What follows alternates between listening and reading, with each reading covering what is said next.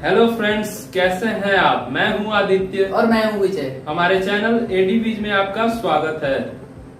Like a Hellcat.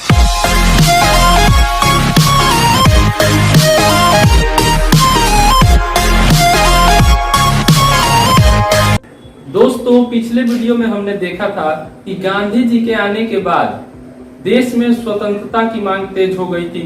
इसी क्रम में रॉलेट एक्ट पारित किया गया, जिसका विरोध गांधी जी ने सत्याग्रह करते हुए किया।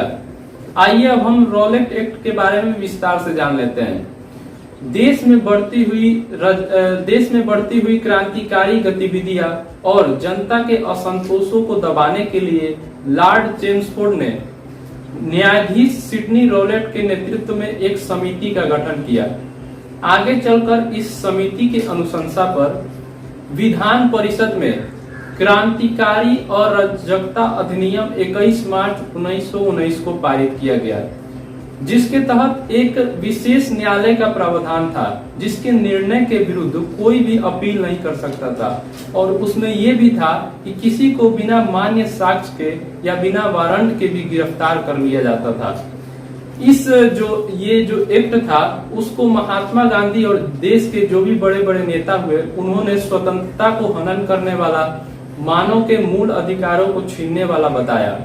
और इसके विरोध में आगे चलकर पूरे देश में 6 मार्च 1919 ईस्वी को देशव्यापी हड़ताल किया गया और देश में कई जगह आंदोलन हिंसात्मक हो गया। इसका अंतिम परिणाम जालियांवाला बाग हत्याकांड, यानी 13 अप्रैल जो 1919 ईस्वी को जालियांवाला बाग हत्याकांड हुआ था, उसके रूप में सामने आया। तो आइए दोस्तों, अब जालियांवाला बाग हत्याकांड के बारे में पढ़ते हैं। तो प्रथम विश्व युद्ध द्वारा जो भी घटनाएं घट रही थी, उसका सीधा प्रभाव पंजाब पर पड़ रहा था, इसलिए पंजाब के लोग ज्यादा आंदोलित थे। और दोस्तों, यहाँ पर जो 6 अप्रैल 1919 ईस्वी को रॉलेट एक्ट के विरोध में देशव्यापी हड़ताल आयोजित किया गया था, तो उससे जनता आंदोलित थी। और इसके ठीक 3 दिन बाद 9 अप्रैल 1919 ईस्वी को वहां के 2 स्थानीय नेताओं डॉक्टर सत्यपाल और किचलू को गिरफ्तार कर लिया गया, जो कि कांग्रेस के वार्षिक अधिवेशन के स्वागत समिति के अध्यक्ष थे। तो उन्हें गिरफ्तार करने से लोग और भी ज्यादा आंदोलित हो उठे। तो इसके विरोध में 13 अप्रैल 1919 ईस्वी में जालियांवाला बाग में एक सभा आयोजित की गई, जिस पर कि वहां के स्थानीय जो जिला मजिस्ट्रेट जनरल ओ डायर थे, उन्होंने बिना कुछ चेतावनी दिए वहां पर गोलियां चलवा दी, जिससे कि हजारों लोग मारे गए, जबकि कई लोग घायल हुए। तो दोस्तों, इसके बाद पंजाब में मार्शल लॉ लगाकर आतंक का माहौल कायम कर दिया गया। तो इसके विरोध में कई लोगों ने अपनी उपाधियां त्याग दी, जैसे कि महात्मा गांधी ने कैसर-ए-हिंद की उपाधि त्याग दी, जबकि पंडित जवाहरलाल नेहरू ने नाइट की भी उपाधि त्याग दी। तो दोस्तों, ये जो जालियांवाला बाग हत्याकांड था, उसने राष्ट्रीय आंदोलनों को और बढ़ावा दिया। इस हत्याकांड ने राष्ट्रीय आंदोलनों में एक नई जान फूंक दी। आइए अब हम खिलाफत आंदोलन के बारे में विस्तार से पढ़ते हैं। प्रथम विश्व युद्ध के बाद ऑटोमन तुर्की, जो इस्लामिक दुनिया का राजनैतिक और आध्यात्मिक नेता था, जिसे खलीफा भी कहते हैं, उसकी ब्रिटेन के खिलाफ हार हो चुकी थी।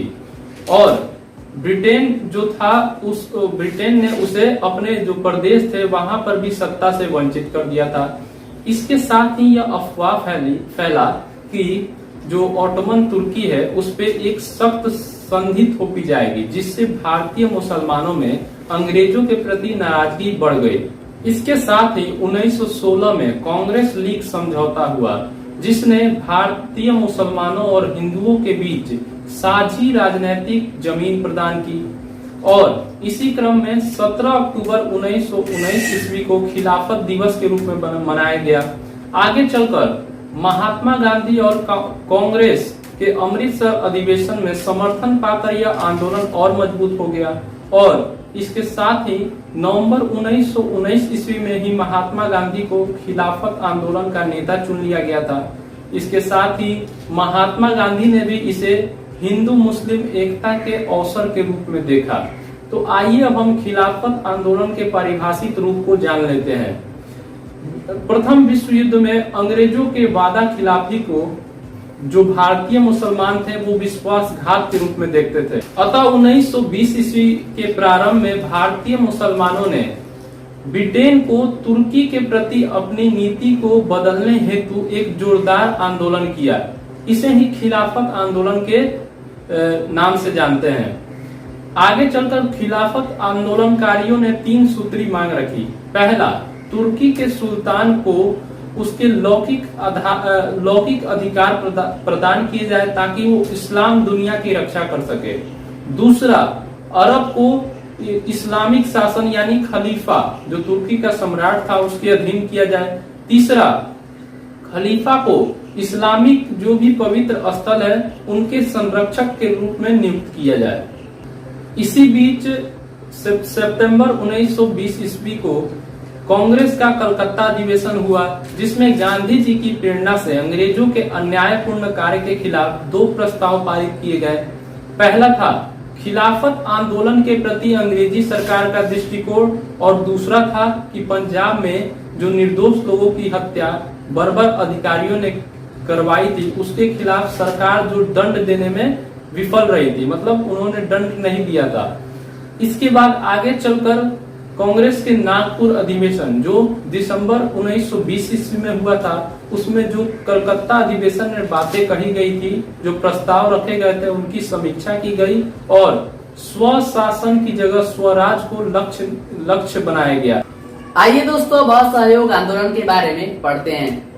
तो दोस्तों, भारतीय राष्ट्रीय कांग्रेस के कलकत्ता अधिवेशन जो कि सितंबर 1920 ईस्वी में हुआ था, तो उसमें गांधी जी की प्रेरणा से अन्यायपूर्ण जो कार्य हो रहे थे उनके विरोध में 2 प्रस्तावों को पारित कर असहयोग आंदोलन को शुरू करने का निर्णय लिया गया। और दोस्तों, ये जो असहयोग आंदोलन था उसकी अध्यक्षता गांधी जी कर रहे थे और ये प्रथम जन आंदोलन था जिसके 3 मुख्य कारण थे। पहला था खिलाफत का मुद्दा, दूसरा था बंगाल में हुए अत्याचारों का न्याय और तीसरा था स्वराज की प्राप्ति। सॉरी दोस्तों, मैं आपको यहाँ पर ये बताना भूल गया कि दिसंबर 1920 ईस्वी में कांग्रेस के नागपुर अधिवेशन में स्वशासन की जगह स्वराज को लक्ष्य प्रस्तावित किया गया था। तो दोस्तों, ये जो आंदोलन था असहयोग आंदोलन, इसमें 2 तरह के कार्य मुख्य रूप से किए गए। पहला, अंग्रेजों को नैतिक रूप से हराना और इसके अंतर्गत सरकारी स्कूल कॉलेजों का त्याग करना, बहिष्कार करना, विदेशी वस्तुओं का बहिष्कार करना, अपनी उपाधियों का त्याग करना जैसे कार्य शामिल थे। और दूसरा था रचनात्मक कार्य, जिसके अंतर्गत राष्ट्रीय स्कूल कॉलेजों को स्थापित करना, न्यायालय की जगह पंचों का फैसला मानना, हिंदी को राष्ट्रभाषा घोषित करना और साथ ही साथ चरखा खादी को लोकप्रिय बनाना जैसे कार्य शामिल थे। अब चलिए देखते हैं कि असहयोग आंदोलन के तहत भारत में क्या क्या हुआ। महात्मा गांधी के नेतृत्व में 1921 ईस्वी में असहयोग आंदोलन प्रारंभ हुआ। इस आंदोलन को संपूर्ण भारत में अभूतपूर्व सफलता मिली। लोगों ने छात्रों ने सबने विदेशी कपड़ों का बहिष्कार किया, साथ ही छात्रों ने सरकारी स्कूलों विश्वविद्यालयों का बहिष्कार किया। इसके साथ ही देश में कुछ राष्ट्रीय विश्वविद्यालय जैसे जामिया मिलिया इस्लामिया, अलीगढ़ मुस्लिम विश्वविद्यालय और काशीपीठ विश्वविद्यालय जैसे शिक्षण संस्थान खोले गए। और इसके साथ ही हमारे देश के बड़े बड़े बैरिस्टर, वकील मोतीलाल नेहरू और चित्तरंजन दास ने अपने पदों को छोड़ दिया और आंदोलन को नेतृत्व प्रदान किया। इसके साथ ही 17 नवंबर 1921 ईस्वी को जो मुंबई में प्रिंस ऑफ वेल्स आ रहे थे, उनका स्वागत राष्ट्रव्यापी हड़ताल के साथ किया गया। परंतु आगे चलकर सरकार ने इस आंदोलन को गैर कानूनी साबित कर दिया और 30,000 आंदोलनकारियों को जेल में भर दिया। इसके विरोध में गांधी जी ने सविनय अवज्ञा आंदोलन की धमकी दी अंग्रेजों को। उन्होंने कहा कि अगर सरकार आंदोलनकारियों के खिलाफ इतना बर्बर व्यवहार करेंगे तो वो आगे चलकर सविनय अवज्ञा आंदोलन करेंगे। इसी बीच एक महत्वपूर्ण घटना घटी। उत्तर प्रदेश की गोरखपुर जिले के चौरी चौरा में राजनीतिक जुलूस पर पुलिस ने फायरिंग करवा दी। इसके विरोध में जो भीड़ थी उसने थाने पर हमला कर दिया।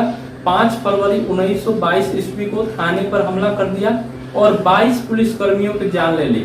इसके कारण महात्मा गांधी को 12 फरवरी 1922 ईस्वी को असहयोग आंदोलन को बंद करना पड़ा। चौरी चौरा कांड दोस्तों महत्वपूर्ण है, परीक्षा कंपटीशन किसी भी दृष्टि से महत्वपूर्ण है, इसे आप याद रखिएगा। इसके बाद आगे चलकर महात्मा गांधी को 1922 ईस्वी में अंग्रेजों ने यानी ब्रिटिश सरकार ने 6 वर्षों के लिए कारावास की सजा दे दी। दोस्तों, असहयोग आंदोलन के अचानक स्थगित हो जाने तथा गांधी जी की गिरफ्तारी के कारण खिलाफत के मुद्दे का अंत हो गया। हिंदू मुस्लिम एकता भी भंग हो गई, न तो स्वराज की प्राप्ति हुई और न ही पंजाब का न्याय हुआ।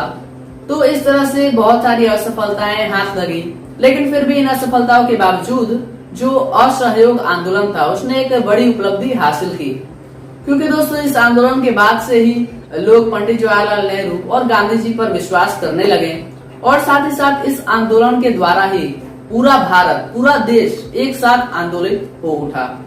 तो दोस्तों आज के इस वीडियो में हमने रॉलेट एक्ट, जालियांवाला बाग हत्याकांड, खिलाफत आंदोलन और असहयोग आंदोलन के बारे में पढ़ा। उम्मीद करता हूँ कि आपको इस वीडियो में मजा जरूर आया होगा। अगर आपके पास हमारे लिए कोई सजेशन हो तो कृपया आप कमेंट बॉक्स में कमेंट जरूर कर दीजिएगा। तो दोस्तों ऐसे ही एजुकेशनल वीडियो देखने के लिए सब्सक्राइब कर दीजिए हमारे चैनल को। तब मिलते हैं अगले वीडियो में। Good bye.